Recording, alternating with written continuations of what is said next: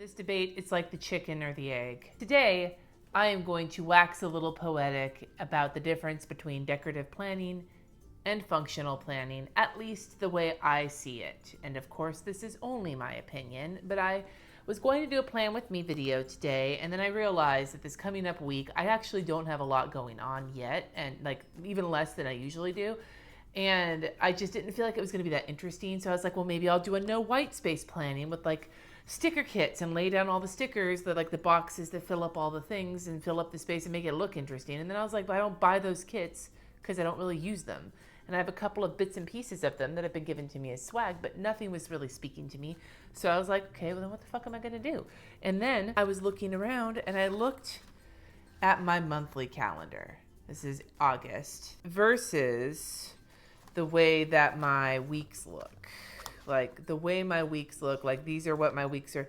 Note that these weeks were a lot more kind of spare looking, and then you get closer to what I've been doing and I tend to have a lot more writing on them, but that's just how things evolve. And maybe once the summertime hits, I'll do a mid-year walk through my planner. I realized that the difference between how I approach my weeks and my months are very different from each other. I would say that when it comes to decorative planning, I am not so far down the rabbit hole of decorative planning that I do like the no white space, lay all the stickers down, do all the doodles and all the things. And those are beautiful planners. But mine is kind of a cross. Like as much as I do fancy lettering and shit, generally speaking, my planners need to be very, very, very information packed. The way that my brain works, I have a lot of shit going on. I swear there's a little moth flying around here and it might have flown in camera. Fucking whatever. You look at this and you look at the difference, or you see a week where I fizzled out, but you look at the difference between what my weeks look like and what my months look like. And to me, I saw that and I was like, well, it's kind of the difference between decorative planning for me and functional planning for me.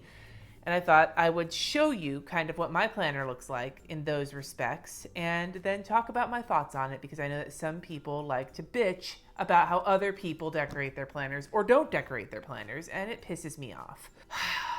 This might be a Hot Fires of Truth video, I don't know. So I wanted to show you, because people see pictures that I put of my planner on Instagram and they see how fancy I make shit look, and what they don't often see are my monthly spreads. And the reason that they don't see my monthly spreads is because there's never any there's like, can't remember a time when I put fancy lettering, maybe once in my monthly spread. It's usually not even color coordinated or anything. It's just a vomit of various different, you can even see if you look here, like different sizes of tips of pen. It's whatever black pen is handy, because my monthly planner is very specific in that it has everything that is locked into time, whether it is appointments or meetings or deadlines or trips or anything that has a time surrounding it that's a hard time. Like my daughter going to Disneyland when she went with her friend. That's a hard time. She's going on that weekend. She can't do anything else here because she's going on that weekend. So that has to be in my monthly. My monthly is kind of like the foundation of my planner, because it has all of the things that like I have to schedule around are in my monthly planner. When you get to my weekly planner, I transfer over all of the things, and then you see some of the stuff in here, whatever. I transfer over all of the things, and then I add other things that remind me of shit, like buy deodorant and do laundry and, you know, make phone calls or emails, things that don't necessarily, there it is again, things that don't necessarily, there's that one too, that don't necessarily, oh, and here's a full week where I didn't even get into my planner. Or that one. Like, I'm not consistent. I'm fucking not consistent. Like, don't worry about having to I'm not consistent. But what I am consistent with is my monthly planners being very much an important fucking thing that I need. Like, this monthly planner is what, if I would ever worry about losing my planner, it's the monthly planner that I would be afraid of losing, not the weekly planner, because I can always deal with those later on my epic to-do list that I make. But my monthly planner has all of the dates I need to remember, especially like January was when we bought the house. And so there's a lot of things with that, you know? And notice when I fuck up, I don't white out or cover it up. I just like fucking scribble it out. You know, I scribble things in. You can see here in April, like I'm just like, I'm abbreviating. Like I know what it means, but nobody else does. So you can understand like kind of how I treat my monthly calendars by the functionality of it. On the other hand, when I go into a weekly spread, I tend to use lettering. I tend to use washi and have color themes and stickers I like and all the stuff to make it pretty. Like, this is where I start decorative, even if it's my level of decorative. And I do it here because doing the decorative makes me go and take those things that are specific, like specific meetings, specific stuff, right? Takes those things, puts them in here, which is what you see in my plan with me's. And then I go and I start filling in around it, adding the other things I need to do in that week. And doing it, making it pretty is what compels me to come back every week and do it. So that's how decorative planning is important to me, is that the art or the act of decorating my planner is what brings me back to it every week, because it's zen. It's a fucking zen experience for me. That sounds super fucking fruity, but it is. It's zen. It's a zen experience for me. And so that's why I do that. I don't very often, if I don't decorate, and I know some people do that where they may have a week where they just write shit in. I don't usually do that. If I have a week where I'm not feeling decorating or I don't have time for decorating, I don't write shit in. I go and I take a Erin Condren notepad or whatever notepad I have, and I take this and I scribble it on, and I'm going to cover up some of this because I don't want you to see what's going on. This is my today's to-do list. But I just scribble shit on like this, and it's a whole list of shit to do for the day, and I just do that every day rather than put it in the planner. That's on the weeks where I don't feel like going in and doing this, which is probably, if you look through my planner and you see the weeks that I do that, it's probably fairly often. But doing the decorating planner keeps me coming back to this as a hobby. This, to me, helps me organize my day and makes me feel good about my life.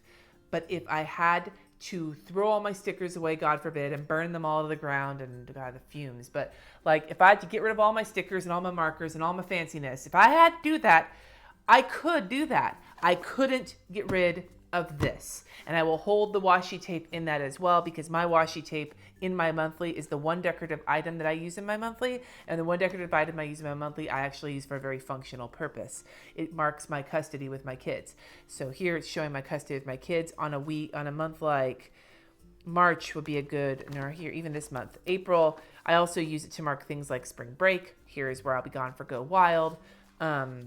In March was when my daughter was out of town for a retreat with church. And then this here was when my son was at outdoor ed. So I use washi tape to mark spans of time, whether it is custody or trips or whatever. Now note, when I have like my posting schedule for YouTube, my Patreon schedule and all of those things, that actually is in a separate book in my content calendar. So that's not in here, because generally if I put that in here, this shit would get like completely cluttered up, and then I'd have to do color coordinating and it would be like, God damn it. So I don't do that.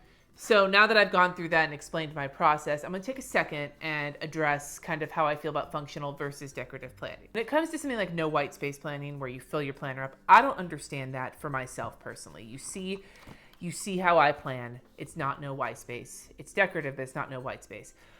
I personally don't think that that's something that I could do, because I need to see, I like the white of the paper. However, while I don't get it, I also fully subscribe to the concept of you do you, boo.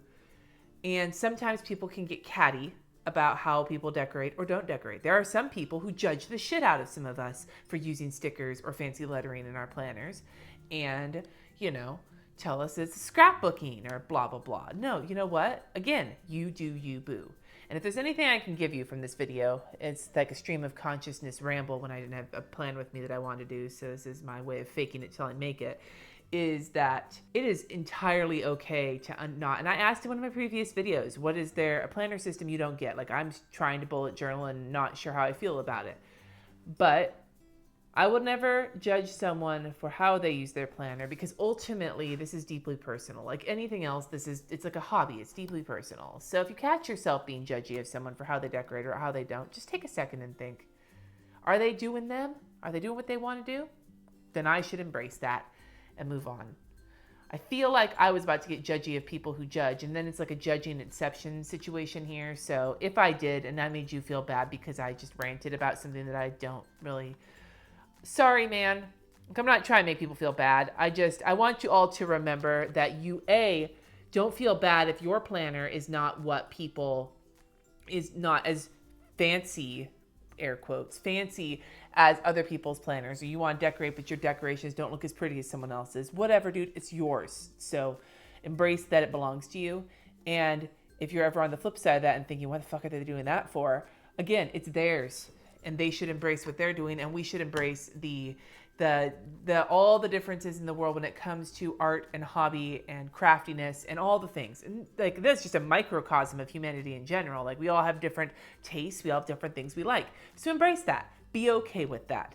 And I'm going to leave you with that today. And I'm going to leave you with the thought that I want everybody to do the thing that makes them happy, whether it's bare bones bullet journal or stickers puked all over your planner. Either way, if you're doing you, boo, then I am all here for it, even if I'm still like, I don't know if I could possibly do that. How the fuck am I ever going to do that? But whatever, I'm going to embrace it and I'm going to move on.